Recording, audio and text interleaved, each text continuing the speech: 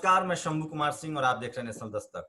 Corona एक महामारी और उसमें इस देश में और दुनिया में जो डॉक्टरों की भूमिका है उसको नए तरीके से डिफाइन किया है। और खासकर मुझे ये कहते हुए गुरेज नहीं हो रहा है कि अगर भारत के सरकारी अस्पतालों की बात करें, सरकारी विभागों की बात करें, चाहे वो पुलिस हो, चाहे वो सफाई कर्मचारी हो या डॉक्टर्स हो, सबसे सुपर स्प्लेंडर जॉब किया उन लोगों ने और सरकारी अस्पताल को क्रेडिट दीजिए। और जो हॉस्पिटल जैसे जो जो जो होटल जैसे हॉस्पिटल थे, उन्होंने कहीं ना कहीं अपने आप को पीछे रखा, उन्होंने लूटना शुरू किया। लेकिन सरकारी अस्पतालों ने जो शानदार काम किया है, तो मैं चाहता था कि नेशनल दस्तक के मंच पर आज दुनिया भर में से जो डॉक्टर्स हैं जिन्होंने इस चीज को बहुत नजदीक से देखा है, उनको जोड़ा जाए और उनसे बात की जाए कि वो कैसे देख रहे हैं इस पूरी महामारी को। और एक बात मैं और कह सकता हूं कि भारत के लिहाज से सबसे ज्यादा जो बहुजन डॉक्टर हैं, एससी एसटी ओबीसी माइनॉरिटी के, उन्होंने मोर्चे पर ताकत दिखाई है, सबसे ज्यादा उनके शिफ्ट लगे हैं। और ये अनफॉर्चुनेट है कि बहुजन समाज के लोग को ही सफाई का काम दिया हुआ है, तो सफाई कर्मचारी हो या डॉक्टर्स हो, ये दो ऐसे महकमे हैं जिस पर सबसे ज्यादा बहुजन समाज के लोगों ने काम किया है। डॉक्टर सोनू बताएंगे और डॉक्टर संग्राम पाटिल है अमेरिका इंग्लैंड से, वो बताएंगे। डॉक्टर नरेंद्र हैं ढाका से, वो बताएंगे इन सब बातों में, बीमारी को लेकर भी और क्या प्रिस्क्रिप्शन ले। और आज डॉक्टर्स डे पर हम लोग भी कुछ बात करेंगे। तो इन्हीं सब मुद्दों के आसपास हम लोग बात करेंगे और मेरी कोशिश होगी कि बहुजन समाज के लिहाज से और डॉक्टर्स के लिहाज से जो सेक्रीफाइसेस हैं, जो कंट्रीब्यूशन है इनका, उसको लेकर क्या भारत में जिस तरह से फूल बरसाया गया उतना काफी है, या सरकारी अस्पतालों में जो डॉक्टर्स हैं उनको और सहूलियत देने की जाने की जरूरत है। डॉक्टर कफिल को भी याद करेंगे उस लास्ट में कि किस तरह से उनके साथ किस तरह से कॉन्स्पिरेसी हुई है। शुरुआत करते हैं, सबसे पहले हम लोग चलते हैं इंग्लैंड, जहाँ ये जो नेशनल मेडिकल हेल्थ सिस्टम है जिसको लेकर वहाँ के जो प्रधानमंत्री है, उनका जब कोरोना हुआ और जब वहाँ से निकले तो उन्होंने जिस तरह से वहाँ की तारीफ की थी कि मैं मेडिकल जो जो पब्लिक मेडिकल सिस्टम है, जो हेल्थ सिस्टम है, उस पर मेहनत करूंगा। डॉक्टर संग्राम पाटिल जो हैं वो खुद कोरोना सफरर हैं, फाइटर्स हैं, वॉरियर्स हैं। वो अभी कोरोना से वो संक्रमित थे, वो उनको पॉजिटिव आई थी उनकी रिपोर्ट, और उसके बाद वो रेस्ट कर रहे हैं और वो रिकवर कर रहे हैं, क्विक रिकवर कर रहे हैं। डॉक्टर पाटिल, कैसा था इंग्लैंड में सब कुछ और कैसे आप लोगों ने मेहनत की और कैसे निपटे? और आपके जो प्रधानमंत्री हैं वो तो काफी खुश है वहाँ के सरकारी अस्पताल से, और वो कह रहे हैं कि हम उस पर ध्यान देंगे। Shambhuji, first of all, thanks for having me here on this stage. यहाँ पे इंग्लैंड में हम लोग जनवरी से ही रेडी होना शुरू हो गए थे, और हॉस्पिटल का जो सिस्टम्स है उसमें प्रोटोकॉल्स, ट्रेनिंग, जनवरी से ही आप लोग की तैयारी थी? हाँ, हम लोग उस पर बात करना शुरू हो गया था, डिपार्टमेंट के मीटिंग शुरू हो गए थे कि ये कोरोना चाइना में आ गया है, यूरोप में भी कई जगहों पर शुरू हो गया है, जैसे इटली में शुरू हो गया था। तो हम लोग बात कर ही रहे थे कि भैया लंदन तो छूटने वाला नहीं है, इंग्लैंड में आएगा ही। तो उस हिसाब से लोकल लेवल पे, रीजनल लेवल पे, नेशनल लेवल पे इसकी बात चल रही थी। और हम हॉस्पिटल में हम लोगों ने फरवरी में ट्रेनिंग शुरू कर दिया, वेंटिलेटर की ट्रेनिंग, और जो आईसीयू के बाहर के जो स्टाफ मेंबर्स है, नर्सेज, डॉक्टर्स, उनका ट्रेनिंग शुरू हो गया। मैं तो आईसीयू में काम करता हूँ, तो मेरा कोरोना का जो कोविड आईसीयू है उसमें मैं कंसल्टेंट हूँ। तो ट्रेनिंग, प्रोटोकॉल डेवलपमेंट और रिसोर्स का जो अलोकेशन होता है, जिसका जो हम गैदर करते हैं, उसकी तैयारियां फरवरी से शुरू हो गई। जनवरी में इसकी चर्चा शुरू हो गई, और मार्च आते आते तो हम लोग वी वर रेडी। हम सब बेड एक्सपांशन वगैरह हो गया था। इसके लिए गवर्नमेंट लेवल पे तो तैयारियां चल ही रही थी, लेकिन हम हॉस्पिटल में काफ़ी रेडी हो गए थे। तो नॉट ओनली रिसोर्सेस, लेकिन हम किस दौर से जाने वाले हैं, हमारी मानसिक अवस्था क्या होने वाली है, हाई रिस्क स्टाफ कौन है, उनके लिए क्या करना चाहिए, उनको कुछ अलग ड्यूटीज लगाना, सपोर्ट के लिए क्या क्या लगेगा, ये सब तैयारियां काफ़ी अच्छी तरह से एनएचएस ने कर ली थी। हालांकि हमने देखा कि इंग्लैंड में काफ़ी कोरोना फैल गया, उससे डेथ भी हो गई। उसकी अलग अलग वजह है जो हम लोग इंडिया में देख के समझ नहीं पाते हैं कि ये इतने लोग क्यों मर गए, क्योंकि यहाँ पर जो पॉपुलेशन है इसकी कैरेक्टरिस्टिक्स ऐसी है कि 70+ पॉपुलेशन बहुत ज्यादा है यहाँ पे, और कोरोना ये 70+ की बीमारी है। 90% जो यहाँ के डेथ हुए हैं वो 65 साल के ऊपर हुए हैं। और यहाँ पर ये पॉपुलेशन ज्यादा होने की वजह से और कल्चरली ये लोग यूरोप से इतना जुड़े हैं कि ये फास्ट यहाँ पर आ गया, फैल गया। लेकिन इंडिया में सिचुएशन अलग थी। हम लोगों को काफी सारी वार्निंग मिली, काफी सारा समय इसको स्प्रेड होने के लिए लगा, क्योंकि हमारा एयर ट्रैफिक इतना ज्यादा नहीं होता है इन कंपैरिजन टू पॉपुलेशन, तो हमको काफी सारा समय मिला। उसके हिसाब से इंग्लैंड और जैसी कंट्रीज को इतना समय नहीं मिला, इटली को तो बिल्कुल समय नहीं मिला था। तो ये अच्छा एक्सपीरियंस रहा। हम लोगों ने काफी हद तक अब फर्स्ट वेव जो है कोरोना की उस पर कंट्रोल कर लिया है। इंग्लैंड काफी खुल गया है, स्कॉटलैंड, वेल्स, जो बाकी की जो कंट्रीज है यूके की, वो भी अभी खुल रही है काफी हद तक। सेकंड वेव के लिए हम तैयार हो रहे हैं अभी। और मेरे हॉस्पिटल के आईसीयू में काफी आईसीयू के एडमिशन्स कम हो गए, लेकिन सेकंड वेव में मुझे खुद को कोरोना आ गया। तो मैं अभी रेस्ट पर हूँ। आप कब से सर कोरोना सफर हैं? आप कितने दिन हुए और कितने दिन से क्वारंटाइन हैं? मेरा आज 10वां दिन है और मैं रिकवर हो रहा हूँ, तो अगले हफ्ते मैं ज्वाइन हो जाऊंगा। लेकिन मैं घर पर ही हूँ। मैंने कुछ भी एक पैरासीटामोल की गोली तक नहीं ली है, मैंने सिर्फ आराम किया है, क्योंकि मेरा माइल्ड कोरोना है और मुझे कुछ अलग अलग जो बीमारी हाई रिस्क कैटेगरी की होती है वो भी नहीं है। और मैं मेरे हिसाब से अभी तक यंग हूँ, तो लो Yeah, you risk are still category में। so young and you are looking so young. अच्छा, हाँ, पूरे देश, पूरी दुनिया में नेशनल दस्तक को लोग देखते हैं। मैं अपनी थोड़ी सेकी बघार लूं, 100 करोड़ से ज्यादा हमारी व्यूअरशिप हो गई है। जो तमाम लोग नेशनल दस्तक को देखते हैं, उनको क्या एडवाइस करेंगे इस महामारी से में वो किस तरह की सावधानी बरते, चूंकि आपने नीचे इसके साथ काम किया? ये बहुत हिस्टोरिकल पीरियड चल रहा है शंभू जी। नेशनल दस्तक, मैं आपसे एग्री करता हूँ, पूरी दुनिया में देखा जाता है। मैं रेगुलर कम से कम एक बार नेशनल दस्तक के फेसबुक और यूट्यूब, खास करके यूट्यूब पे जाता ही हूँ और देखता हूँ कि नेशनल दस्तक किसी सिलसिले में, किसी इवेंट पर क्या राय रखती है और क्या सत्य बता रही है। तो मैं हमेशा देखता हूँ और मैं शेयर भी करते रहता हूँ काफी बार।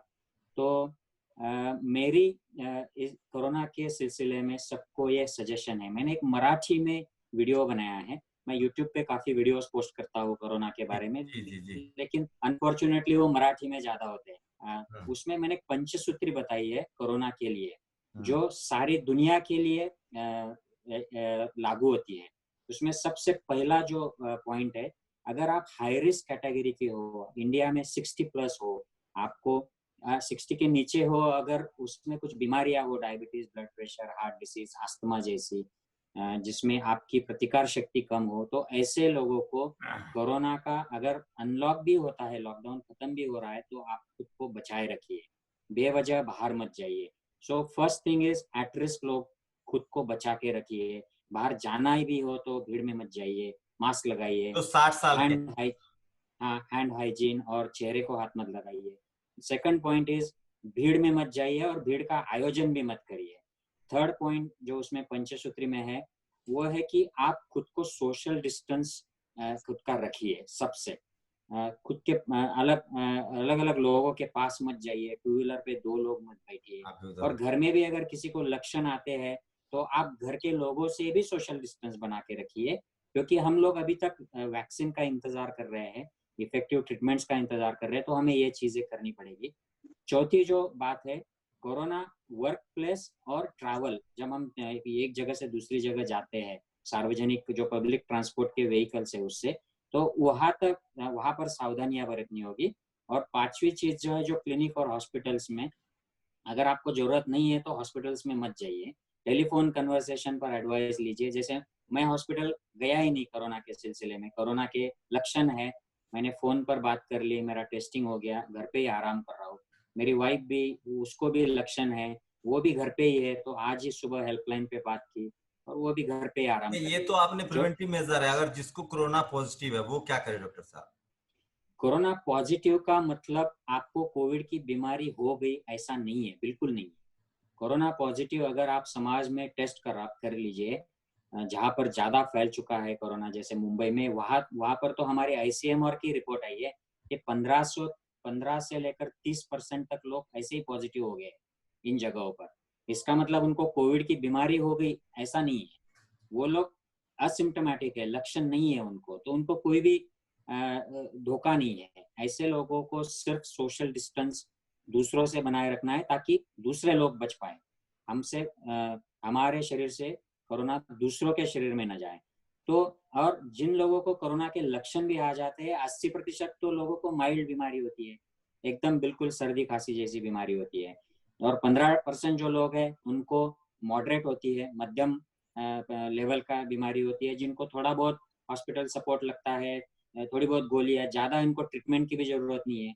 और जो 5% जो प्रतिशत लोग हैं, इनको हॉस्पिटल में एडमिट होना पड़ता है, इनमें से कुछ लोगों को आईसीयू की ट्रीटमेंट लगती है, और इसमें मृत्यु का जो डर है, रेट है, रिस्क, ये बहुत कम है कोरोना में। 1000 में से एक या 10,000 में से एक एक्चुअल में डेथ रेट इसका है टोटल। अगर आप इसके जो एंटीबॉडी टेस्टिंग का रिजल्ट देखे अलग अलग कंट्रीज से और भारत से भी, तो बहुत डेथ का रिस्क है। तो हमें डरने की जरूरत नहीं है, सिर्फ हमें सावधानियां बरतनी है।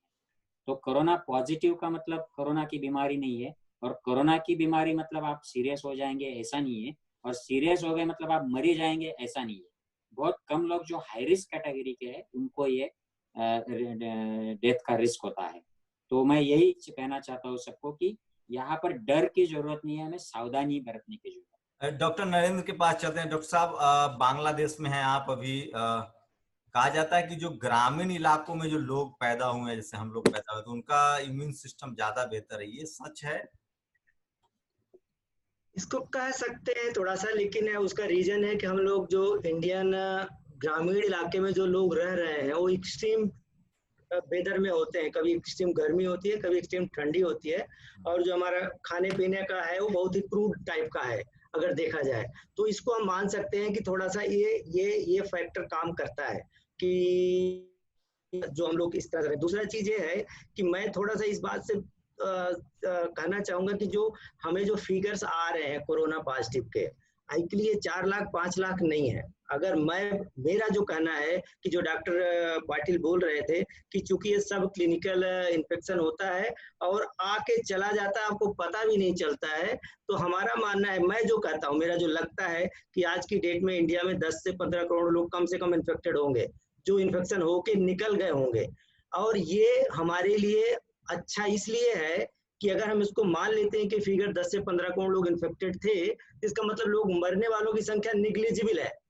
तो इसको हम कहते हैं ना, जो अगर हम पब्लिक हेल्थ की भाषा में बोले तो जो हम हर्ड इम्यूनिटी की तरफ बढ़ रहे हैं, तो जितना ज्यादा से ज्यादा लोग सब क्लिनिकली इन्फेक्टेड होंगे और वो विदाउट सिम्टम्स होंगे, उतना ज्यादा सोसाइटी में जाएगा और लोग एंटीबॉडी डेवलप होगी और हो जाएंगे। अब मैं आपको एग्जाम्पल लेता हूँ यहाँ पे, क्योंकि मैं रेडियोथेरेपी देता हूँ पेशेंट जो कैंसर के पेशेंट होते हैं, तो हमने चूंकि यहाँ मैं हेड कर रहा हूँ डिपार्टमेंट को, तो मैंने एक सर्कुलर निकाला, क्योंकि मैं बड़े हॉस्पिटल में यहाँ काम कर रहा हूँ और पेशेंट्स की अफोर्डेबिलिटी का इशू नहीं होता है, तो मैंने बोला कि चूंकि हमारा जो रेडियोथेरेपी 5 to 6 वीक्स हम कंटिन्यू करते हैं, और जो पेशेंट आते हैं सोसाइटी के डिफरेंट पार्ट से आते हैं, तो मैंने कहा नहीं, हम बेहतर है कि हर हफ्ते हम जो एक नॉर्मल ब्लड टेस्ट करते हैं उसके साथ कोविड टेस्ट भी कराएंगे, और हम रोज हर हफ्ते हम कम से कम 2 से 3 पेशेंट पॉजिटिव देख रहे हैं।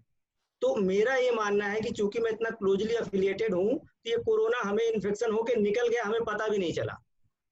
चूंकि हम प्रोटेक्टिव मेजर ले रहे हैं, हमें सिम्टम्स कभी लगा, हमें पिछले 3-4 महीने में हमें लगा कि बार सिम्टम आया, लेकिन चूंकि हम प्रोटेक्टिव मेजर ले रहे हैं तो इसलिए हम उसको इग्नोर किए। लेकिन मेरा ये मानना है, पॉजिटिव साइड ये है कि वो इन्फेक्शन सब क्लिनिकली हमारे अंदर आया और चला गया। ठीक है, तो ये चीज है। और दूसरा चीज जो हम इस डॉक्टर्स डे पे कहना चाहेंगे, ये कोरोना शायद हमको एक नया सोच डेवलप करने के लिए मौका दे रहा है, as a doctor, as a society. कारण यह है कि जब आपको जरूरत है तो आपके सारे दरवाजे बंद हो रहे हैं। मतलब चाहे आप जितने बड़े हों, अगर कोरोना आ गया तो आप अमेरिका नहीं जा सकते, और अमेरिका नहीं जा सकते तो आपको अपना इंडिया में ही देखना पड़ेगा कि हमें पास बेस्ट क्या है, और बेस्ट क्या है। मतलब में आपका मेडिकल हेल्थ सिस्टम जो बोरिस जॉनसन ने जो कहा था कि हम NHS नेशनल हेल्थ सिस्टम जो इंग्लैंड का है उसको मजबूत करेंगे, क्योंकि वहां भी प्राइवेटाइजेशन हुआ था, तो क्या अब पूरी दुनिया के देशों को मेडिकल फैसिलिटी पर देखना चाहिए? मेरा यही कहना है कि शायद अगर हम प्राइवेट और गवर्नमेंट को कंपेयर करते हैं, तो शायद जितना प्राइवेट सेक्टर जितना तेजी से फैला है, उतना कंट्रीब्यूट नहीं किया है कोरोना को ट्रीट करने में।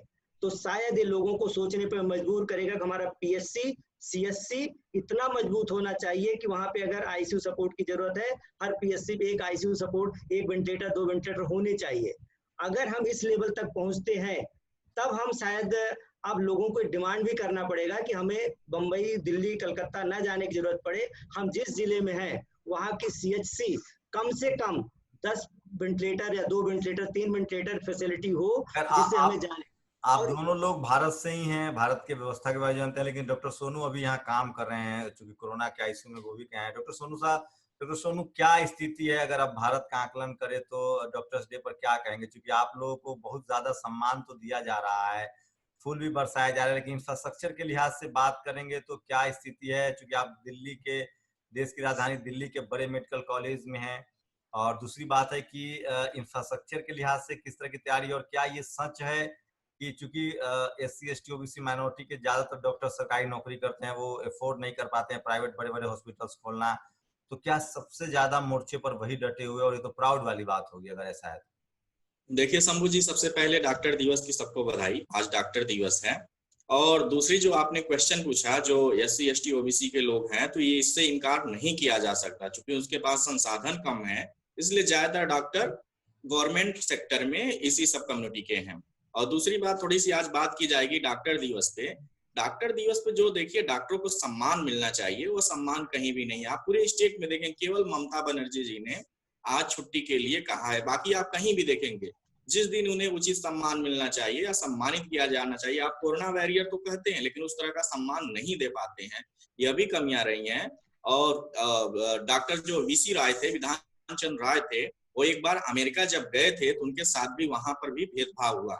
वहां पे उनको एक रेस्टोरेंट में खाना नहीं दिया गया, वहां की जो वेटर थी वो ये कहते हुए मना कर दी कि यू आर इंडिया, इंडिया के नाम पे उन्हें खाना नहीं दिया गया। तो विधान चंद्र राय, जो जिनके जन्म के उपलक्ष्य में मनाया जाता है डॉक्टर दिवस, उन्होंने उस समानता को कम करने के लिए बहुत काम किया और लगातार लगे रहे।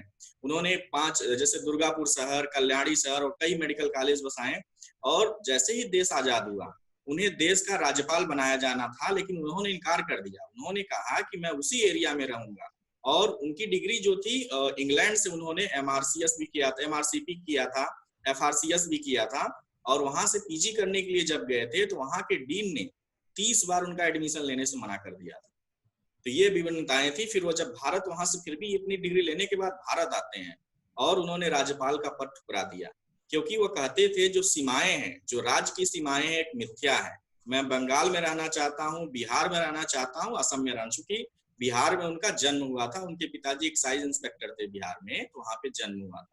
तो वे 3 स्टेटों में मिलकर के रहना चाहते थे, अंततः उसी में काम करते रहे। और जिस दिन उनका जन्म हुआ था उसी दिन उनकी डेथ भी हुई थी 1962 में। 1882 में तो उनका जन्म हुआ था 1 जुलाई को, 1 जुलाई 1962 को 80 वर्ष के हो चुके थे, उसी दिन उनका डेथ हुआ था। और उस दिन भी उन्होंने लोगों की सेवा की, सुबह मरीजों को देखा। और आज डॉक्टर, पूरे भारत के जितने भी डॉक्टर हैं, वो मरीजों को इसी लगन से देख रहे हैं, लेकिन वो सम्मान किसी को नहीं मिलता। उनके बाद बताइए भारत रत्न कितने और दिया गया। ये हमारे सिस्टम की कहीं ना कहीं कमियां रही हैं। वो सरकारी चीजों पे जोर देना चाहते हैं कि सबको, प्राइवेटाइजेशन के खिलाफ थे, लेकिन अब आज देखिए प्राइवेटाइजेशन कितना बढ़ गया है। एक भी प्राइवेट हॉस्पिटल गरीबों को सेवा नहीं दे रहा है। तो मेरा मानना है इनका राष्ट्रीयकरण भी कर देना चाहिए, क्योंकि अभी केसेस भारत में बहुत ज्यादा बढ़ने वाले हैं। अभी बॉस ने कहा कि यहाँ पे जो फिगर है वो 15 करोड़ के आसपास है, इससे भी मैं इनकार नहीं कर रहा हूँ। यहाँ केसेस काफी ज्यादा है, क्योंकि टेस्टिंग अभी कम हुई है। अभी हम 1 करोड़ टेस्टिंग भी नहीं कर पाए हैं। सोचिए 130 करोड़ हमारे यहाँ पे लोग हैं और 1 करोड़ टेस्टिंग नहीं हुई, तो कैसे पता चलेगा कितने ज्यादा केसेस हैं। जबकि जब शुरू में यह बीमारी आई तो WHO का क्राइटेरिया था 3 से 5%। यदि 100 के टेस्ट होता है, 3 से 5% पॉजिटिव आते हैं, तो और ज्यादा आपको टेस्ट करने की जरूरत है। बट अभी भी हमारे देश में टेस्टिंग का रेशियो जो है उतना तेजी से नहीं बढ़ पा रहा। तो ये परिस्थितियां हैं। डॉक्टर मैं फिर भूल जाऊंगा सवाल। ये डॉक्टर साहब ने कहा कि उनको इंग्लैंड में दाखिला नहीं मिल रहा था, मतलब रेसिज्म हो रहा था, रंग, देश के आधार पे या नस्ल के आधार पे, जो भी है। भारत में भी मैंने सुना है कि एम्स सफदरजंग में फिजियोलॉजी में फेल कर दिया जाता है जाति विशेष के बच्चों को। ये भी मैं सोचता हूँ डॉक्टर डे पर ये भी बात हो जाए। हाँ, देखिए हर विभाग में ऐसा ही नहीं है, लास्ट ईयर तक के विभाग में बच्चों को फेल किया जाता है। यदि आपके नाम के सामने मैं कई बार बता चुका हूँ, कुमार लगा हुआ है, किसी को पता चल गया कि ये बहुजन वर्ग का है, तो उसको सप्ली लगनी तय है, भले ही वो कितना ज्यादा टैलेंटेड हो। पीजीआई चंडीगढ़ का केस आपने देखा होगा कि एक गैंगवार थे जीएसबीएम के, उन्होंने एग्जाम निकाल लिया डीएम के लिए, लेकिन इंटरव्यू में नंबर इतने कम कर दिए कि वो 8वें नंबर पे आ गए, जबकि 4 सीटें थी, पहले नंबर का टॉपर लड़का वो बाहर हो जाता है। तमाम न्यूज में छाया ना, पवन गैंगवार नाम था उनका। तो एक ऐसे और सवाल ले लेते, चूंकि ये लोग विदेश में अभी काम कर रहे हैं, भारत की मेडिकल सिस्टम को समझिए, सुने जनरल कैटेगरी में ट्रांसफर, वो मेरिट का जो मसला है, जो मेरिट कहा जाता है, ये तो आप SC ST OBC को तो सिर्फ दाखिले में रिजर्वेशन मिलता होगा, सेमेस्टर पास करने में तो मिलता नहीं होगा। ऐसा बिल्कुल नहीं है, ऐसा बिल्कुल नहीं है। देखिए क्या है ना, यहाँ पे कुछ लोगों का जो एडमिशन है, इन्होंने प्राइवेट सिस्टम लाया कि 100 नंबर से भी कम पे हो जाता है, माइनस मतलब 4 नंबर भी पाए हैं तब भी एडमिशन हो जाता है। तो फिर मेरिट की बात कहाँ रह गई? आप बताइए, फिर मेरिट की बात कहाँ रह गई? ज्यादातर सीटें भारत में क्या है, प्राइवेट हैं, गवर्नमेंट कुछ ही सीटें हैं, उसमें 50% आरक्षण बड़े मुश्किल से लागू है। ओबीसी का तो 13.5% है, ऑल इंडिया में मिलता ही नहीं। सोचिए हमारे कितने डॉक्टर कम है, बहुत ज्यादा कम संख्या में, और वो भी कहाँ पे जॉब करते हैं, गवर्नमेंट सेक्टर में। तो ये सब डॉक्टर संग्राम, क्या आपके यहाँ इंग्लैंड में आप हैं, वहाँ क्या है पेशेंट और डॉक्टर का रेशियो, और उसके भारत की तुलना करें तो? इंग्लैंड की जो गवर्नमेंट है शंभू जी, ये काफी सतर्क रहती है डॉक्टर के, नर्सेस के बारे में, कितना उनको लोग चाहिए, वर्कफोर्स कितना चाहिए, तो ये एडवांस में प्लानिंग होती रहती है। तो इसके हिसाब से वो बाहर के डॉक्टरों को लेना, उनको इनकरेज करना, या उनके जो क्राइटेरिया होते हैं उनको बदलते रहते हैं जरूरत के हिसाब से। तो अब जैसे अब सुमेर जी ने बताया कि सोनू जी ने, कि यहाँ पर इंडिया में हमने तालियां बजाई या हमने मोमबत्तियां भी जलाई डॉक्टरों को थैंक्स करने के लिए, लेकिन हालात ये है कि डॉक्टरों को एक्चुअल में फैसिलिटीज कुछ नहीं है। मैंने महाराष्ट्र में 1999 to 2000 एक साल के लिए गवर्नमेंट में काम किया है, तो मैं करीबी से जानता हूँ सिस्टम को। हम लोग सिर्फ दिखावा करते हैं, एक्चुअल में जमीनी हरकत कुछ अलग ही होती है।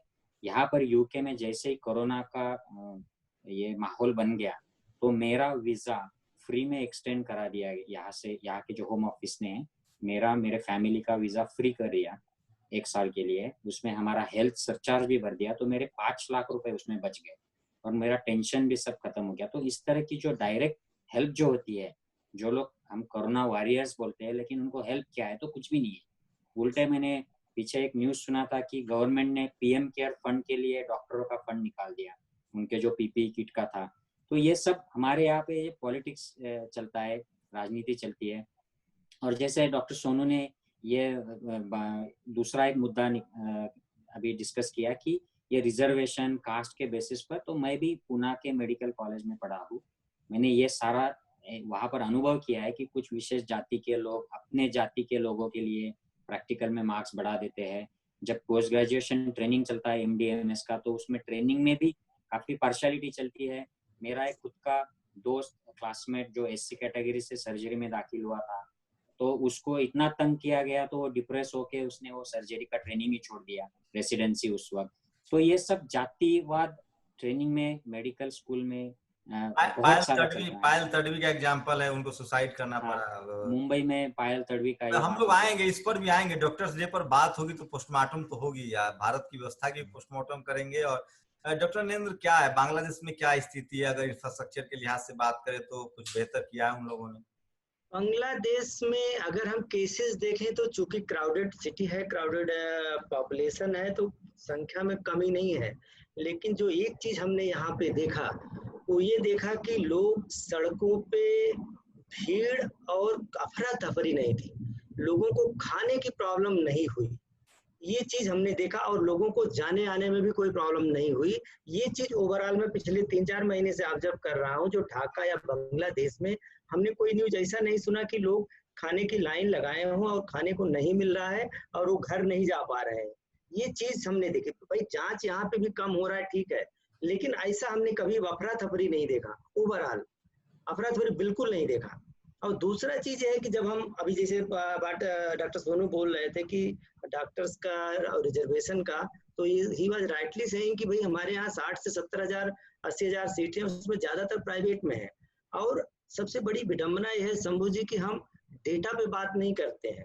एक जगह डेटा कोई साक्ष्य जो है पहाड़ जैसा है, एक जगह छोटा सा डेटा है, उसको मीडिया इतना हाईलाइट करता है कि पहाड़ जैसे डेटा को, जो कि ये शो करता है कि जो जनरल कैटेगरी के प्राइवेट कॉलेजेस में 90% सीटें मिनिमम मार्क्स पे आते हैं कि उतना मार्क्स तो SC/ST ओबीसी का बेचा जाता है, पैसे से बेच देते हैं, भेज देते हैं। और वो जो लड़कों का आप देखेंगे उनके नंबर 0 होते हैं, तमाम सब्जेक्ट में 0 0 0 0 होते हैं, लेकिन वो चूंकि प्राइवेट कॉलेज में वो फी दे सकते हैं। अगर आप उसका डेटा निकाला जाए आप तो आप पता चलेगा उसमें जनरल कैटेगरी कितने हैं, SC/ST OBC कितने हैं, तो आप पाएंगे कि 10% भी रिजर्व के नहीं होंगे। 90% वो जो मिनिमम मार्क के साथ प्राइवेट में है और जिनका कि 0 नंबर, 1 नंबर, 2 नंबर पे की सीट ले रहे हैं। तो जब हम डेटा की बात करते हैं तो लोग तुरंत भागते हैं, क्योंकि जब डेटा से कंपेयर करेंगे, चाहे आप जिस क्वालिटी के पैरामीटर पे कर लीजिए, तो आप वो डेटा पे कंपेयर नहीं कर सकते हो, कंपीट नहीं कर सकते। इसीलिए वो डेटा की जगह हो सिंगल उस पे केस पे भागते हैं। एक केस पकड़ लिया डॉक्टर नरेंद्र कुमार का तो उसको इतना हाईलाइट करेंगे जैसे नरेंद्र कुमार के सारा रिश्तेदार उसमें इन्वॉल्व है, जबकि अगर उनके पास पूरा इन्वॉल्व है, पूरा बिग डाटा है, करप्शन से लेके खराब प्रैक्टिस से लेके, लेकिन उसको हाईलाइट नहीं करते। मैंने तो सुना है, डॉक्टर सोनू बताएंगे कि भारत में सुना है कि जो चाइना वाली डिग्री है उस पर भी बहुत सारे लोग CMO बने हुए हैं, चीफ मेडिकल ऑफिसर। जी हाँ, बिल्कुल। देखिए यहाँ पे क्या है, जब चाइना के आते हैं वो चूंकि इंटरव्यू में पैसा दे देते हैं, इंटरव्यू में पैसा दे करके अंदर हो गए, मेडिकल ऑफिसर बने, पॉलिटिकल पकड़ है, आगे बढ़ते जाते हैं। तो ऐसे लोग तो बहुत ज्यादा हैं PMS सर्विसेज पे।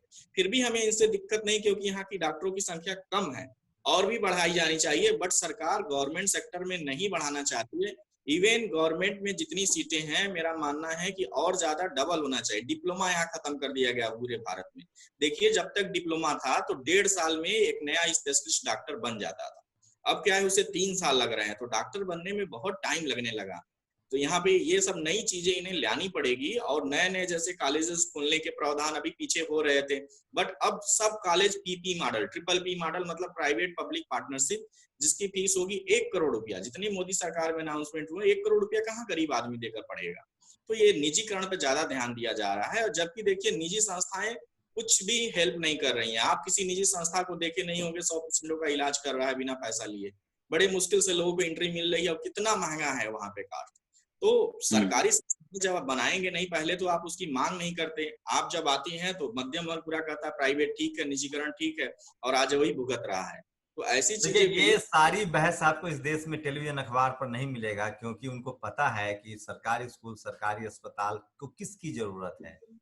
इसलिए मेरी कोशिश होती है कि इन सब मुद्दों पर बात करें। और डॉक्टर सोनू जिस तरह से बता रहे हैं, डॉक्टर सोनू, वो सवाल मेरा एक अधूरा रह गया था आपसे कि आप लोग के जो इंफ्रास्ट्रक्चर हैं, जो सहूलियतें दी जा रही है, उस दिन फिर प्रधानमंत्री ने कहा है कि कोरोना से लड़ने वालों का बड़ा सम्मान कीजिए। इंफ्रास्ट्रक्चर सरकार की तरफ से कम कोरोना के लिए मुहैया कराया जा रहा है कि नहीं, या उसमें भी वैसी ही हालत है और सैलरी काटी जा रही है आप लोग की PM केयर्स फंड में? हाँ, देखिए, स्टार्टिंग में तो सैलरी कटी है PM केयर फंड में, वो बिल्कुल सही है। नोटिस निकला है, कुछ लोगों ने जो रिप्लाई दिया कि मुझे नहीं कटवानी है, उनका छोड़ करके बाकी मैक्सिमम डॉक्टरों की काटी गई। इवन DA सबका रोका गया है, ऐसा नहीं किसी एक पर्टिकुलर डॉक्टर का रोका गया है। फिर भी जिस तरीके का इंफ्रास्ट्रक्चर होना चाहिए वैसा नहीं है। हालांकि PPE किट की सप्लाई बढ़ी है तो वो तो मिल रही है, बट जो इंफ्रास्ट्रक्चर का मामला है, जैसे जो रिक्वायरमेंट होती है, उसके लिए अभी हम लोग तैयार ही नहीं है। गवर्नमेंट सीटें आप देखेंगे कितनी है दिल्ली में, अभी तक 10,000 बेड अच्छे से नहीं बनाए जा सके। दिल्ली जैसे सरकारी बेड की मैं बात कर रहा हूँ, स्टेट में, जो कि सबसे डेवलप है भारत का। तो 10,000 बेड जब यहाँ पे नहीं है तो और जगह की क्या बात करेंगे। तमाम इन्होंने दावे किए कि ट्रेन में ICU बना रहे हैं, इस स्टेडियम में ICU बना रहे हैं, लेकिन एक भी ICU अभी नजर नहीं आया है। तो केसेस इस तरह के। और होम आइसोलेशन यहाँ दिल्ली में देखा होगा आपने, होम आइसोलेशन तो कॉमन है। ज्यादातर मरीजों को अब 3 दिन में डिस्चार्ज करके घर भेज दिया जा रहा है, इंफ्रास्ट्रक्चर की कमी के कारण ही, क्योंकि उनके रहने खाने की व्यवस्था नहीं है। जबकि दिल्ली में लोगों के पास ऐसे कमरे हैं जिसमें कि कमरे में 5-5, 6-6 लोग रह रहे हैं। तो बीमारी बढ़नी ही है, इसलिए यहाँ पर आपके देखने बढ़ रहा लगातार। डॉक्टर संग्राम, आपके यहाँ जब NHS बोरिस जॉनसन शुरुआत में कोरोना से पीड़ित हुए, उसके बाद उन्होंने उन्होंने बहुत मर्मस्पर्शी लेक्चर दिया NHS को लेकर, नेशनल हेल्थ सिस्टम को लेकर, जो इंग्लैंड में है। उसके बाद क्या है, भारत की मैंने सुना है कि बहुत सारे डॉक्टर जो हैं, जो अमेरिका और इंग्लैंड में काम करते हैं, और उनकी काफी इज्जत है वहाँ। आप लोगों की जो पढ़ाई, आप लोगों पर ज्यादा भरोसा करते हैं, बहुत बेहतरीन डॉक्टर्स आपको माना जाता है। तो उसकी क्या वजह देख रहे हैं कि क्या अब वहाँ एनएचएस जो सरकारी, चूंकि उनका डेमोक्रेसी भी बहुत बेहतर तरीके से काम कर रहा है, वहाँ बहुत सेंसिटिव सरकारें हैं, पॉलिटिकल अवेयरनेस भी बहुत ज्यादा है, तो क्या वहाँ की जनता भी अब सरकारी अस्पताल को लेकर बहुत केयर वो हो रही है, सेंसिटिव हो रही है, उनको लग रहा है कि नहीं we have to need like NHS? हाँ शंभू जी, यहाँ जहाँ तक इंग्लैंड की बात है, यहाँ पर एनएचएस 1948 में शुरू हुई थी और उसको अब 70 साल से ऊपर हो गए। और 2018 में एक नेशनल सर्वे हुआ था, उसमें लोगों को पूछा गया था कि भाई इंग्लैंड की हिस्ट्री में आप लोगों को सबसे ज्यादा जिस पर नाज हो ऐसी कौन सी चीज है, तो ज्यादातर लोगों ने, मैक्सिमम लोगों ने एनएचएस पर नाज होने की बात की थी। तो उनको पूरे दुनिया भर में इंग्लैंड के रानी का राज था, इस पर कोई नाज नहीं है। उनके ब्रिटिश यूनिवर्सिटीज, ब्रिटिश एयरफोर्स, किसी भी चीज पर नाज नहीं है। इनको अपनी नेशनल हेल्थ सर्विसेज के ऊपर they are proud of it. तो ये लोगों को एनएचएस जो है यहाँ के लोगों के संस्कृति से जुड़ी है, यहाँ के डे टू डे लाइफ से जुड़ी है, और लोगों को उसका इम्पोर्टेंस, सिग्निफिकेंस भी पता है और वो उसका केयर भी करते हैं। और खास करके जब कोरोना के दिनों में इनके गवर्नमेंट को भी काफी इसका सिग्निफिकेंस पता चला है। बोरिस जॉनसन और ये जो टीम है, इनकी पार्टी एनएचएस का प्राइवेटाइजेशन करने में ज्यादा भरोसा रखती है, ऐसा ज्यादातर माना जाता है यहाँ पर।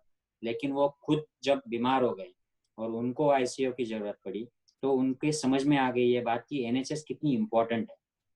तो वो इमोशनल हो गए और उन्होंने ये बात मीडिया में भी कही जाहिर तौर पर कि मैं एनएचएस में और इम्प्रूवमेंट करने का ट्राई करूंगा और मेरा गवर्नमेंट इसके लिए कटिबद्ध है। तो ये यहाँ के डे टू डे लाइफ से जुड़ी है और एनएचएस के ऊपर यहाँ पर चुनाव लड़े जाते हैं। हमारी तरह बाबरी मस्जिद, राम मंदिर या पाकिस्तान, चीन, इन मुद्दों पर बिल्कुल बात नहीं होती है यहाँ पर। ये नॉनसेंस और बैकवर्ड पॉइंट्स होते हैं इनके लिए। एनएचएस क्या है, फॉरेन पॉलिसी क्या है, एजुकेशन में क्या बदलाव लाए, इन चीजों पर डिस्कशन होता है। तो ये बहुत बड़ी बात है एनएचएस ब्रिटिश लोगों के लिए।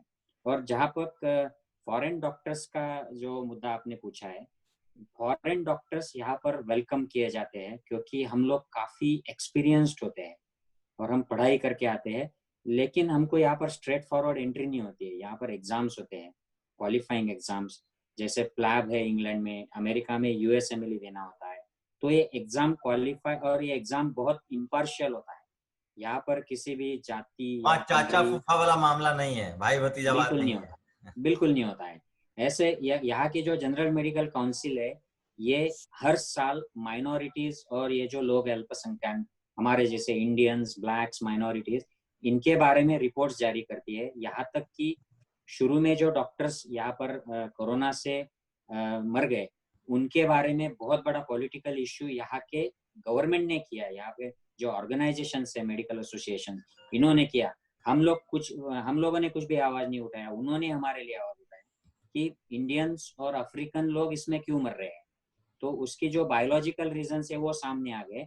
तो इनको डर था कि कहीं ये लोग बलि का बकरा तो नहीं बन रहे हैं, इनको ज्यादा रिस्क में तो नहीं हम डाल रहे हैं। इन चीजों के ऊपर इंक्वायरी हो गई और अब सामने आ रहा है कि ये बायोलॉजिकल रीजन है। तो उसके लिए हम सब डॉक्टर लोगों का स्क्रीनिंग हुआ है, हमको स्पेशल एडवाइस दिया गया है, स्पेशल हमको एक्स्ट्रा छूट दी गई है कि आप लोग नॉर्मल पेशेंट को भी पीपीए पहनिए। तो मुझे ये एक्स्ट्रा एडवाइस दिया गया है जो यहाँ के गोरे डॉक्टरों को नहीं है, मुझे है।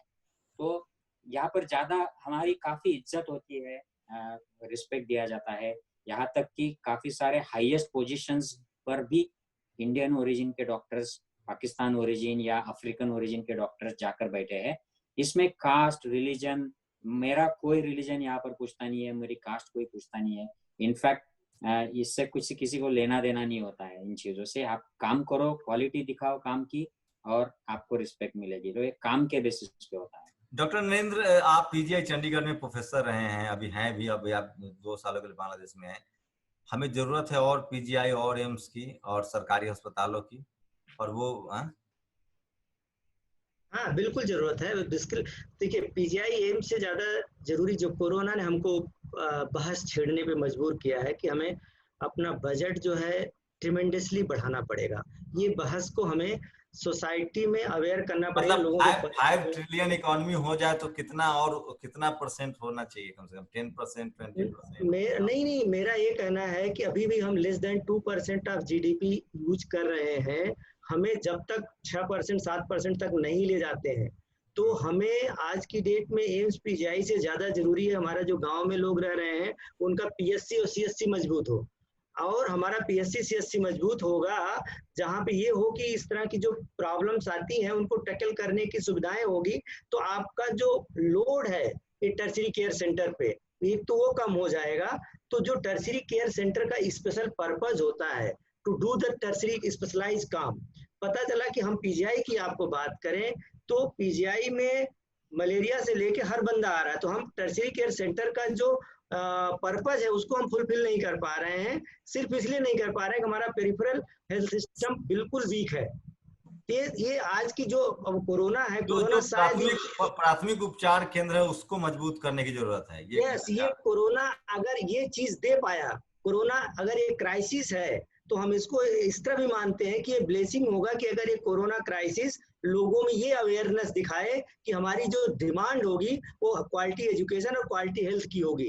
अगर पब्लिक इस बात पे डिस्कशन शुरू करे, हमारा जो पब्लिक डिस्कोर्स है, लोगों से बात करने का तरीका है, अगर हम इस पे अपने आप को टिकाए रखें कि हमारा जो पब्लिक हेल्थ सिस्टम है, एजुकेशन सिस्टम है, आप हमें इसको स्ट्रेंथन करो, क्योंकि ये क्राइसिस आई थी और फ्यूचर में आप मना नहीं कर सकते कभी नहीं आएगी, क्योंकि जिस हिसाब से लाइफ स्टाइल चेंज हो रहा है, नया वायरस फिर से आ सकता है अगले 4 साल, 6 साल, 10 साल, 15 साल बाद। तो शायद एक तरह से हमें ये अलर्ट कर रहा है कि now the time has come to think seriously to strengthen our PSC and CSC.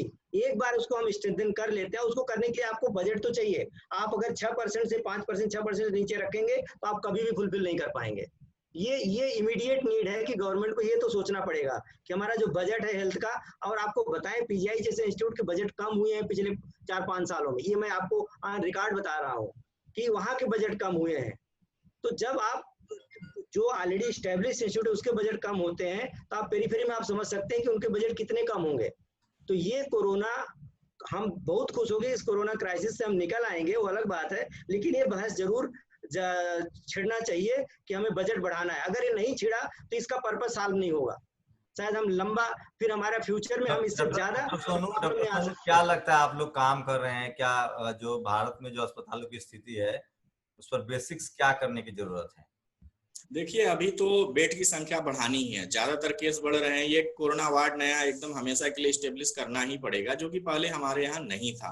अब इलाज करने के तरीके भी बदलने पड़ेंगे, क्योंकि हमारे यहाँ के डॉक्टरों को पीपीई किट पहनने के लिए पहले कभी भी अवेयरनेस नहीं थी, तो आज दिक्कत हो रही है। यहाँ का टेम्परेचर जानते हैं 45 है, और 45 डिग्री सेंटीग्रेड में पीपीई किट पहन करके सैंपलिंग करना, चाहे कोई भी काम करना, बहुत ही कठिन काम है। इन सभी मुद्दों को ध्यान में रख करके नई नई थेरेपी भी लानी पड़ेगी। देखिए, प्लाज्मा थेरेपी आज फिर से लागू कर दी गई, और बहुत पहले मैंने बोला था, दिल्ली सरकार ने जब एक्सपेरिमेंट किया था, क्योंकि मुस्लिम लोग अपना ब्लड डोनेट कर रहे थे, प्लाज्मा डोनेट कर रहे थे, इसी सरकार के लॉ अग्रवाल जो सचिव है उन्होंने बैन लगा दिया था आईसीएमआर की वजह से। अब चाहे जैसे ही प्रेशर लगाकर कर दिया हो, लेकिन आज देखिए फिर से लागू हो गई, जब इतने ज्यादा मरीज बढ़ गए हैं। यदि स्टार्टिंग में आप वही किए होते तो कंफ्यूजन है। जैसे देखिए, WHO की कोई और गाइडलाइन आती है, आईसीएमआर की कोई और गाइडलाइन आती है, इनका बनाने का इंफ्रास्ट्रक्चर बनाने का तरीका अलग होता है, अपने अकॉर्डिंग काम करते हैं। बहुत सारे लोग ऐसे हैं जिनको मैं जानता हूं, उनका टेस्ट नहीं हो पा रहा है। तो ये सब समस्याएं हैं। टेस्टिंग बढ़ाना बहुत जरूरी है, सबसे बड़ा जो मुद्दा है हमारे यहाँ का। टेस्टिंग यदि बढ़ेगी तभी डिटेक्ट हो पाएंगे, जब मरीज डिटेक्ट हो पाएंगे तो हो सकता है बीमारी आगे ना फैले। भारत में जो सबसे बड़ी, यहाँ पे एक चीज बताना चाहूंगा, ये ऐड करूंगा डॉक्टर सोनू में, कि जो टेस्टिंग का एडवांटेज है कि जो हम क्लिनिकल साइंस की बात करते हैं, संग्राम सिंह उससे एग्री करेंगे, जब हमें एक्चुअल डेटा ही नहीं पता होगा आगे का प्रिपरेशन नहीं होगा। एक तरह से हम मेडिकल साइंस को कमजोर कर रहे हैं, proper data of positive corona ना देके। वर्ल्ड वाइड बात कर रहे हैं हम, पूरे वर्ल्ड में अगर होता क्या, जब हमारे पास डेटा होता है कितने लोग इन्फेक्टेड हैं, उसके बेस पे हम शायद उसका पैटर्न क्या है, किस तरह से जा रहा है, तभी हम बता सकते हैं। तो हम एजम्पशन कर रहे हैं कि बहुत लोग सब क्लिनिकली इन्फेक्टेड हैं लेकिन उनको सिम्टम नहीं आ रहे हैं या उनको प्रॉब्लम नहीं हो रही है। लेकिन अगर हमारे पास एक्चुअल टेस्ट में डेटा हो कि चलो 15 करोड़ लोग इन्फेक्टेड हैं, आउट ऑफ दैट सिर्फ 5,000 लोग, 10,000 लोग मरे हैं, और उसमें अगर हम स्टडी करते हैं कि हमारा जो वायरस का बिहेवियर है, किस तरह बिहेवियर है, अगर हम हम पॉजिटिव पाएंगे तो उसमें हम स्टडी नहीं करेंगे। जब हम स्टडी नहीं करेंगे तो हमें उसका जो वेराइटी है कोरोना का, क्या जेनेटिक नेचर है, वो शायद हम एग्जैक्टली नहीं पा सकते। तो डेटा बहुत जरूरी है। जी जी जी जी। तो अच्छा, ये मैं कह रहा था डॉक्टर साहब कि ये जो कोरोना वाला जो पूरा मामला चल रहा है, और चूंकि आप लोग डॉक्टर हैं, पूरी दुनिया भर में आप लोगों के चीजें स्टडी करते रहते हैं। हम लोग चूंकि जाति उन्मूलन प्रोग्राम भी चला रहे हैं, तो डॉक्टर्स डे है और हर जगह भारत की सबसे बड़ी बीमारी जातिवाद है, और उसकी थेरेपी बहुत जरूरी है, उसका उन्मूलन बहुत जरूरी है। तो मैं चाहूंगा कि डॉक्टर सोनू भी बताएं, चूंकि आप तीनों लोग भारत से जुड़े हैं, तो डॉक्टर सोनू से हम शुरू करते हैं कि डॉक्टर सोनू, कैसे जातिवाद का कैसे कैसे इम्प्लीमेंट होता है भारत के मेडिकल कॉलेजेस में, क्योंकि ये सबसे शानदार जॉब के लिहाज से, सेवा के लिहाज से, कैरियर के लिहाज से सबसे शानदार है, सबसे चैलेंजिंग है। तो आप पहले शुरू करें, बताएं कि क्या क्या, और हमारे जो छात्र जो पायल तडवी की तरह किसी को सुसाइड न करना पड़े, किसी को फिजियोलॉजी में फेल न होना पड़े, तो वो क्या क्या सावधानी बरते और किस तरह से वो आगे बढ़े ताकि उनको ये सब फेसेस न करना पड़े। देखिए, डॉक्टर बीसी राय जिनका आज जन्मदिन है, उन्होंने कहा था, वो मानते भी थे कि हमें यदि गुलामी से स्वतंत्रता मिल जाती है, लेकिन हमें यदि आर्थिक समानता से स्वतंत्रता नहीं मिलती है, सामाजिक न्याय से स्वतंत्रता नहीं मिलती है, तो फिर किसी काम की यह स्वतंत्रता नहीं रह जाएगी। आज के दिन बताइए, आर्थिक विषमता कितनी ज्यादा फैल गई है। एक व्यक्ति की मासिक आय, महीने की आय जो है मुश्किल से 8 से 900 रुपये है। गांव में आप देखेंगे वो और भी कम हो गई है। काम रोजगार नहीं मिल रहा है और एक व्यक्ति की आय लाखों रुपए में है। तो फिर इतनी ज्यादा विषमता फैल जाने से आर्थिक स्वतंत्रता हमें कहाँ मिली। और सामाजिक न्याय की तो आप बात ही नहीं करिए। सामाजिक न्याय की आवाज उठाने वाले जो लोग हैं उन्हें जेल में इवेंट बंद कर दिया जाता है। आप तो देख ही रहे हैं, यहाँ पे कोई भी यदि लड़ रहा है उन मुद्दों को उठा रहा है, तो ये जहर जो एक शेड्यूल कास्ट के डॉक्टर थे विशाखापट्टनम, वो जेल में हैं अभी। हाँ, डॉक्टर कफिल जेल में हैं, उन्होंने भी यही बात उठाई थी कि भैया जीडीपी में कुछ और बढ़ाया जाए। हाँ, वही चीजें मैं बता रहा हूं। तो यहाँ पे इन सभी की बात करने वाला आज देशद्रोही हो गया। इसलिए हमारे देश में तो दिक्कतें एकदम बढ़ती जा रही हैं, जबकि सरकार के लिए खुद चाहिए इन सभी मुद्दों पर काम ले। यदि कोई व्यक्ति माइनॉरिटी समाज का, चाहे SC ST OBC समाज का कुछ कंप्लेन करता है, तो उसका सीधा सा तरीका है उसे सस्पेंड करिए, जेल में डाल दीजिए। तो फिर कहाँ मुद्दे आएंगे बाहर पे। तो अब शांति से लोग अपना काम कर रहे हैं, और बाकी अन्य जगह क्या स्थिति है वो बॉस लोग अभी बताएंगे। डॉक्टर पाटिल, आपके किस तरह का अनुभव रहे भारत में, और आप क्या मशवरा देंगे उन तमाम स्टूडेंट्स को जो मेडिकल साइंस में आना चाह रहे हैं?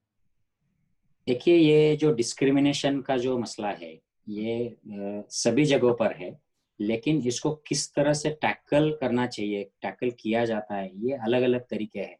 यहाँ पर यूके में NHS में अगर कोई डिस्क्रिमिनेशन होता है और इसके खिलाफ अगर कोई आवाज उठाता है, तो उसको एक प्रोटेक्शन दिया जाता है। विसल ब्लोअर जिस चीज को हम बोलते हैं, उनको कानून से प्रोटेक्शन है। तो ये हॉस्पिटल को और सिस्टम को ये कंपलसरी हो जाता है कि अगर किसी ने आवाज लगाई तो उन मुद्दों पर काम करे, उस पर एक्सप्लेनेशन दे और ऑफिशियली उस पर कार्रवाई करे, और जिसने आवाज लगाई है उसको भी प्रोटेक्शन मिले। ये तो यहाँ का जनरल मेडिकल काउंसिल का रूल ही है। और हमको एनकरेज किया जाता है कि आप सिस्टम में जो भी निगेटिविटी चल रही है, जो भी रिस्की एक्टिविटीज चल रही है, उसके खिलाफ आवाज उठाए। इसके लिए हमें ट्रेनिंग दिया जाता है कि कैसे आवाज उठाना चाहिए, कौन से नंबर पर आप खुद बात कर सकते हैं, आपको अगर आपका नाम छुपाकर अनोनिमसली कंप्लेन करना है तो कैसे करना है। इसके लिए हमको शुरू में ही जानकारी दी जाती है जैसे हम एम्प्लॉय होते हैं। तो ये कल्चर भारत में नहीं दिखाई देता है। भारत में उल्टा होता है। उल्टा, जो सही न्याय देना चाहता है उसकी हत्या हो जाती है, जो ऑफिसर करप्शन रोकना चाहता है उसके ऊपर झूठे मुकदमे चलाए जाते हैं, उसको जेल भिजवा दिया जाता है, उसकी पूरी जिंदगी, फैमिली बर्बाद कर दी जाती है। और मेडिकल फील्ड में भी यही है। आप देखिए, जो जिन डॉक्टरों ने आवाज उठाया है, जो अपने रास्ते पर सही चल रहे हैं, उनको किस तरह तकलीफ दी जाती है, क्योंकि वो माइनॉरिटीज है, मुसलमान है या बैकवर्ड क्लास के है, SC ST OBC है, उनको सपोर्ट नहीं मिलता है। और यही आवाज अगर कोई करीबी, जो पॉलिटिशियंस के करीबी है या कोई अपर कास्ट है, वो उठाते हैं तो उनको प्रोटेक्शन मिल जाता है पॉलिटिकल। बस तो वो उठाते नहीं है ज्यादा, अगर उठाते हैं तो उनको प्रोटेक्शन मिल जाता है।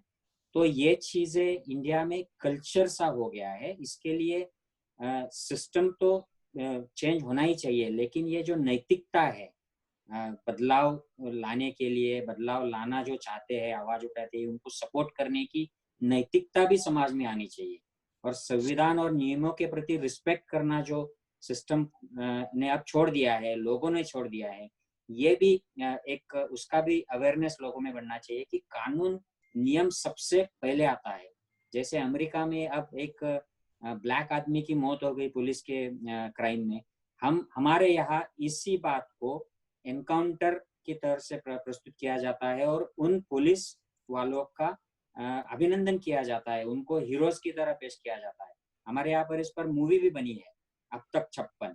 तो ये encounter specialist are regarded as heroes, तो लेकिन वो कानून के, संविधान के खिलाफ एक्ट होते हैं, उनको हीरो बोलते हैं हम लोग।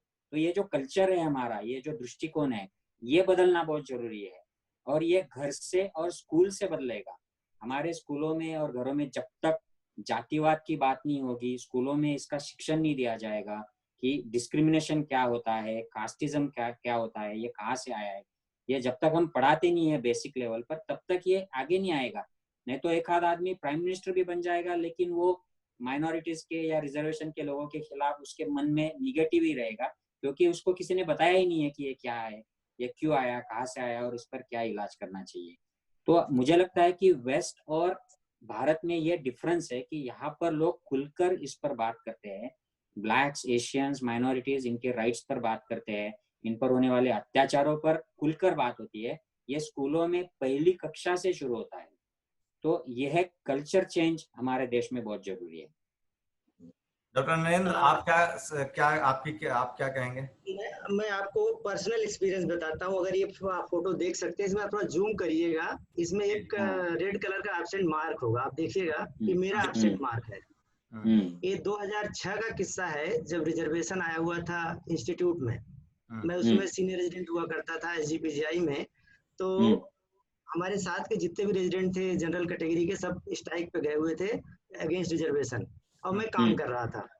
तो चौथे दिन मैंने कहा भाई ठीक है, आप लोग कर रहे हो, मैं अपना डिपार्टमेंट चला रहा हूँ single handedly as a resident, तो मैं एक प्रो रिजर्वेशन एक मार्च निकालना चाहता हूँ आधे घंटे का, just to show my solidarity that कि मैं वहाँ पे अपना कि मैं प्रो रिजर्वेशन हूँ।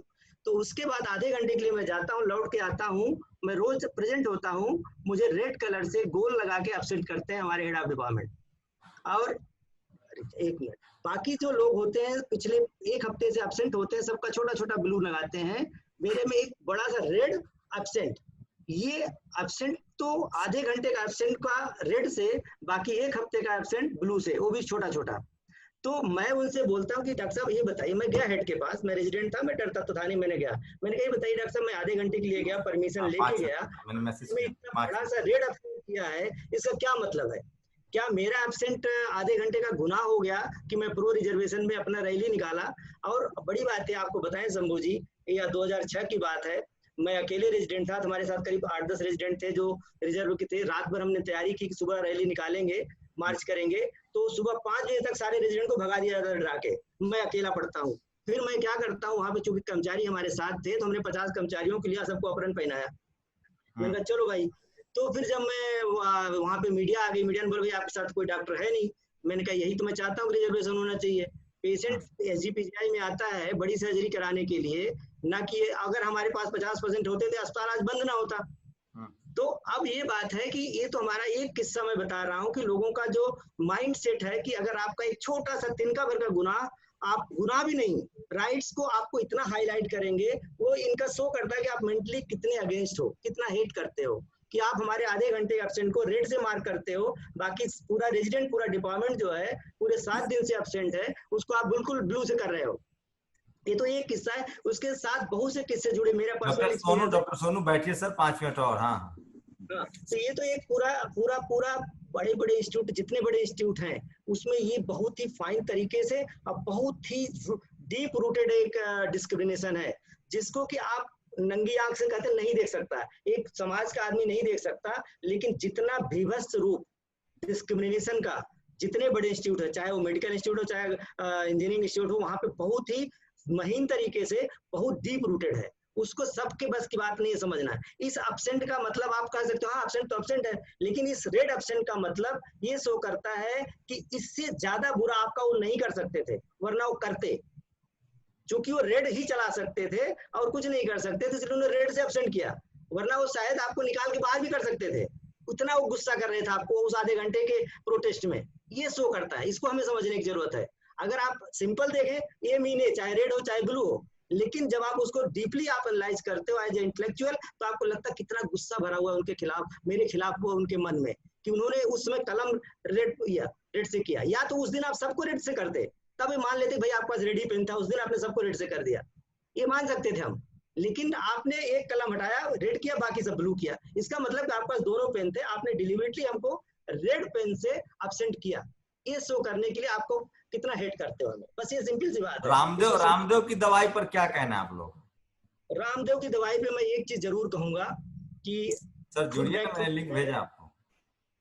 हाँ नरेंद्र जी कंप्लीट कीजिए।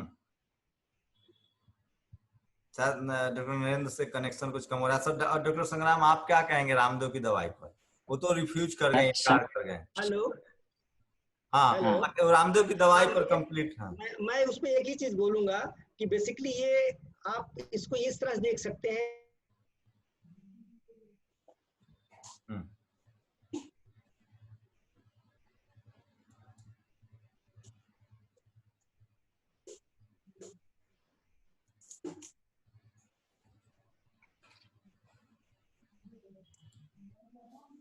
जी डॉक्टर संग्राम आप बताइए, शायद उनका इंटरप्ट हो रहा है इंटरनेट। रामदेव की जो दवा है शंभू जी, इसके बारे में मैंने 23 तारीख को एक फेसबुक पर लाइव किया था, और जैसे उनका प्रेस रिलीज हुआ था, और उसके पहले भी मैंने मेरे यूट्यूब पर एक वीडियो रिलीज किया था मराठी में। आप नाम बता दीजिए अपने यूट्यूब का, ताकि हम लोग उसको देख सकें।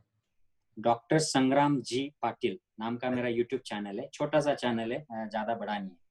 तो बेसिकली भारत की ये समस्या है कि ज्यादातर लोग जो मेडिकल फील्ड में भी काम करते हैं, हम लोगों को मेडिकल एविडेंस क्या होता है ये पता ही नहीं है। आप अगर बोल दो कि रामदेव की दवा के लिए कोरोना में एविडेंस नहीं है, अभी तक कोई इसका कोई रिसर्च नहीं हुआ है ठीक से, तो लोग आपको आयुर्वेदा के खिलाफ हो ऐसा बोल देते हैं। जैसे आप अगर सरकार से सवाल पूछ लो तो आप एंटी नेशनल हो गए, कोई अंधश्रद्धा पर बात कर लो तो आप एंटी रिलीजन हो गए।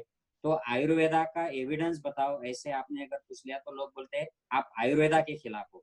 तो मैंने यही अपील किया था रामदेव पतंजलि से भी और लोगों से भी और गवर्नमेंट से भी उस वीडियो में, कि आप इसके जो क्लिनिकल ट्रायल्स होते हैं जो होने चाहिए मॉडर्न मेडिसिन के हिसाब से, वो करिए, वो दुनिया को दिखाइए, और अगर आपकी मेडिसिन उसमें पास है तो ये सब जगह चलेगी। हम भी यूके में उसको इस्तेमाल करेंगे, आपका प्रचार करेंगे।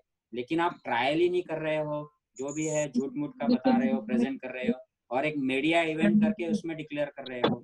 ये तरीका नहीं होता है मेडिसिन रिलीज करने का।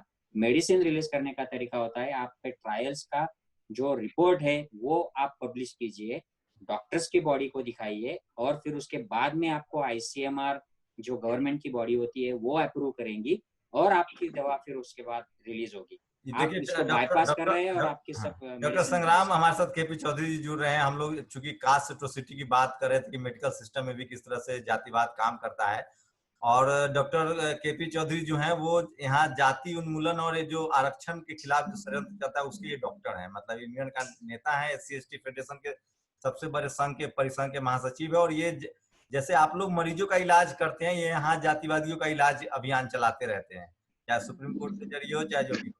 तो वही हम लोग सर समझने की कोशिश कर रहे थे कि मेडिकल सिस्टम में क्या कैसे जातिवाद होता है, उस पर भी आपसे राय लेंगे। डॉक्टर सोनू आप क्या कहेंगे रामदेव वाली दवाई पर? देखिए, जो रामदेव जी की दवाई थी इसमें कंटेंट इन्होंने जो दिया था, पहले कोई आयुर्वेदिक है ही नहीं, इसमें इन्होंने पैरासीटामोल मिला दिया था। अब जब पैरासीटामोल इन्होंने मिला दिया तो ये कहाँ से आयुर्वेदिक रह गई? पहली चीज इन्होंने भ्रमित किया।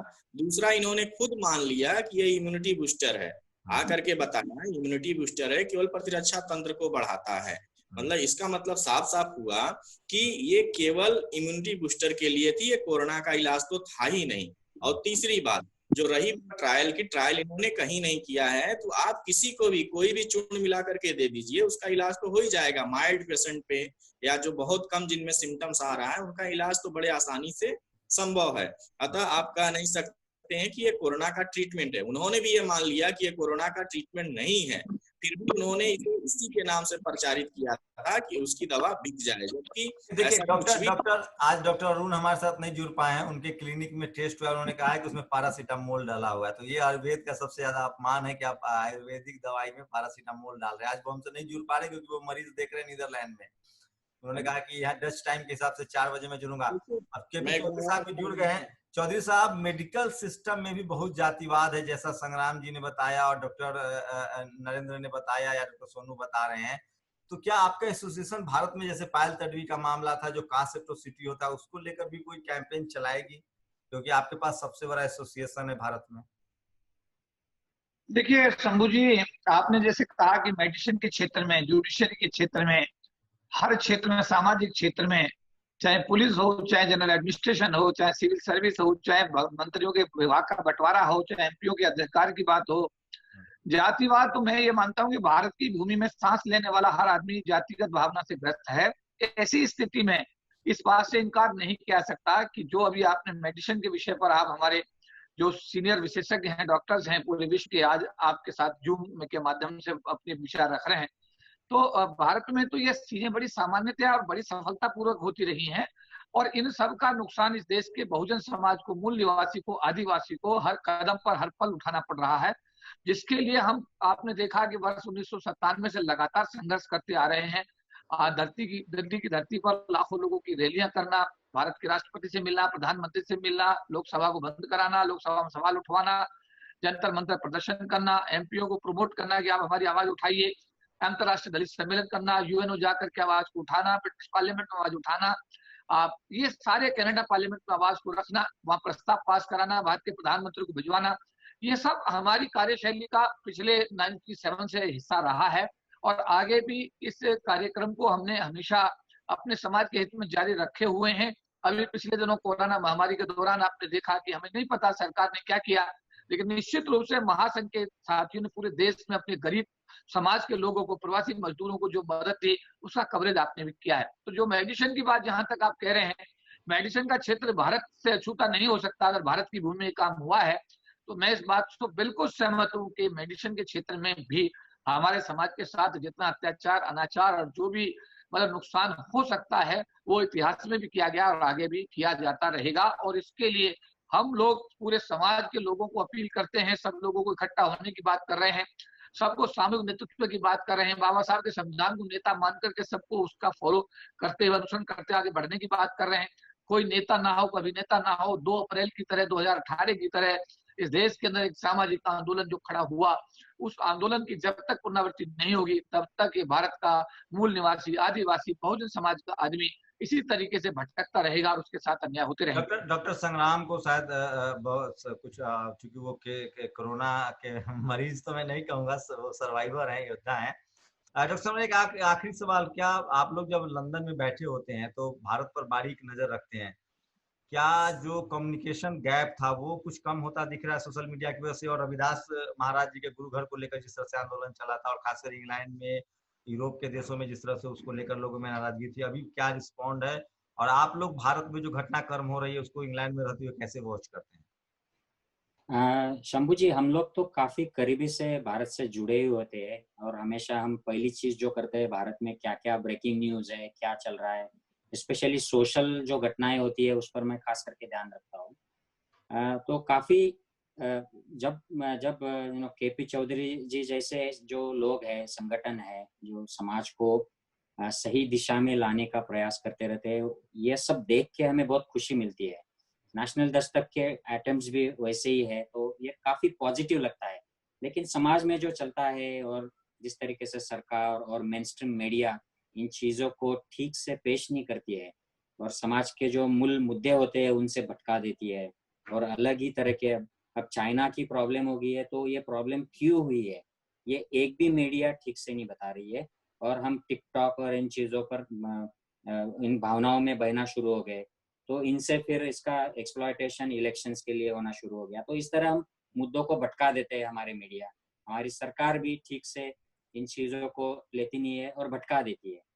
तो ये हमें बहुत यहाँ पर बैठकर बुरा लगता है। और ये मुझे ही नहीं, जो लॉजिकल थिंकिंग करता है, सेक्युलर थिंकिंग, जो लोग जो राइट विंगिस्ट होते हैं, आरएसएस और भाजपा के समर्थक होते हैं, इनको भी इन चीज़ों से बुरा लगता है। लेकिन वो कह नहीं पाते हैं, खुलकर सामने नहीं आते हैं, क्योंकि इसमें उनकी ईगो हर्ट हो जाती है या फिर उनके ऊपर दबाव होता है, तो ये लोग बोल नहीं पाते हैं। लेकिन अगर इनसे हम कुछ पर्सनल कन्वर्सेशन करें तो उसमें वो बोल देते हैं कि अरे ये मोदी जी की ये बात ठीक नहीं है, या बीजेपी की ये बात ठीक नहीं है, मीडिया, ये इंडियन मीडिया सब बिक चुका है, ये कुछ आवाज नहीं उठाता, ये सब बोलते हैं पर्सनल में, लेकिन खुल के नहीं आते हैं बोलने के लिए। तो हम ध्यान रखते हैं, वेस्ट में मीडिया बहुत अच्छा रोल प्ले कर रहा है। ये समाज को सवाल पूछता है, ये गवर्नमेंट को सवाल पूछता है और समाज का सही माने में प्रतिनिधित्व करता है। समाज के जो छोटे छोटे घटक है, पिछड़े हुए, माइनॉरिटीज, इमाइग्रेंट्स, इनके प्रश्न सामने लाता है मीडिया। और समाज भी काफी मैच्योर है यहाँ पर। एक सिंपल सी बात आपको बताता हूँ कि यहाँ पर कृष्ण मंदिर में कोरोना के लॉकडाउन के करीब आसपास एक बड़ा प्रोग्राम हो गया था, जिससे कोरोना फैल गया और कुछ लोगों की मौत भी हो गई। ये तो हमने सोशल मीडिया में नहीं पढ़ा, ये मेन न्यूज में भी नहीं आया, ये कृष्ण मंदिर के वेबसाइट से हमें पता चला कि ऐसा ऐसा हो गया है। तो यहाँ की जो मैच्योरिटी है मीडिया की, गवर्नमेंट की, समाज की, ये मैच्योरिटी हम भारत में नहीं देखते। हमारे यहाँ पर मरकज से कुछ लोग पॉजिटिव हो गए तो इसका गवर्नमेंट के लेवल पर ही पॉलिटिक्स हो जाता है। मीडिया इसको लेके फिर कुछ महीनों तक एजेंडे चलाती है, सोशल मीडिया इमैच्योरली ये सब चलाता है। तो ये सब देख के बहुत बुरा लगता है यहाँ पर वेस्ट में बैठकर, और फिर इनसिक्योरिटी लगना शुरू हो जाता है। शुक्रिया डॉक्टर संग्राम, आपकी तबीयत आप जल्दी रिकवर करें, और आप तो रिकवर कर ही गए हैं। 5 दिन और रेस्ट लें और फिर आप जुड़े। शुक्रिया हमारे साथ जुड़ने के लिए, आगे भी हम आपसे जुड़ते हैं। Thank you.